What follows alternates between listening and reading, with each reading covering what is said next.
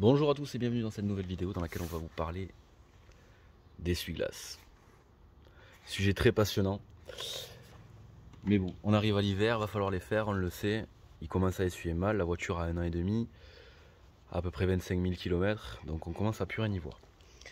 Mon grand souci que j'ai eu quand j'ai cherché des essuie-glaces en aftermarket, en Bosch ou n'importe quoi, ben c'est que j'ai pas réussi à les trouver.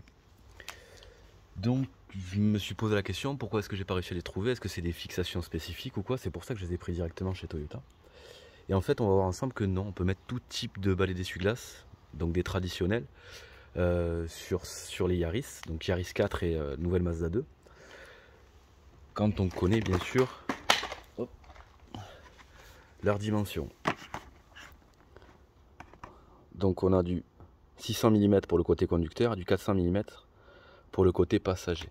Et on va voir ensemble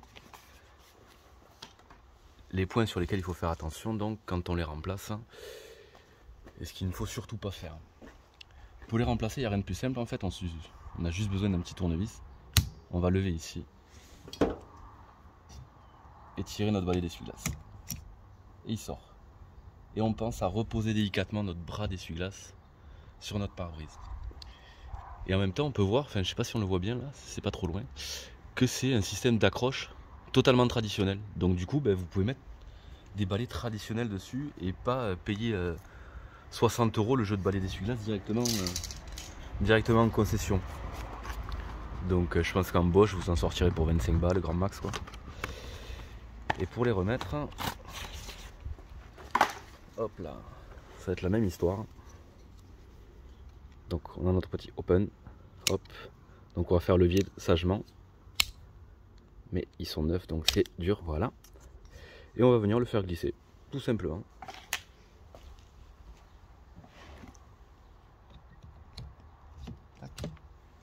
Et on reverrouille, si ça se fait bien. Alors, chez Toyota, faut faire attention, même certaines autres marques, il y a une petite lame de protection, comme ça, qu'il faut penser à enlever. Et voilà, et on procède pour l'autre côté, même histoire.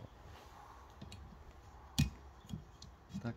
Et on pense à bien repositionner son bras délicatement sur son pare-brise pour éviter de le casser. Parce que si on le laisse en l'air et qu'on fait un mauvais geste, ça vient nous taper sur le pare-brise, on est un petit peu comme des cons. On se retrouve certes avec des balais d'essuie-glace neufs, mais un pare-brise à remplacer aussi.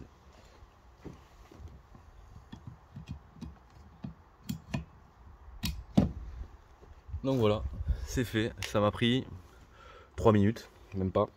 J'ai plus blablaté qu'autre chose. Donc vous savez maintenant comment on remplace nos beaux balais d'essuie-glace sur nos belles Yaris. La facilité que c'est, et n'oubliez surtout pas que les dimensions, vous les avez là du coup. 600 mm pour le côté conducteur et 400 pour le côté passager. Avec des systèmes de fixation traditionnels. Donc c'est surtout ça qu'il faut regarder en fait sur les balais, le système de fixation.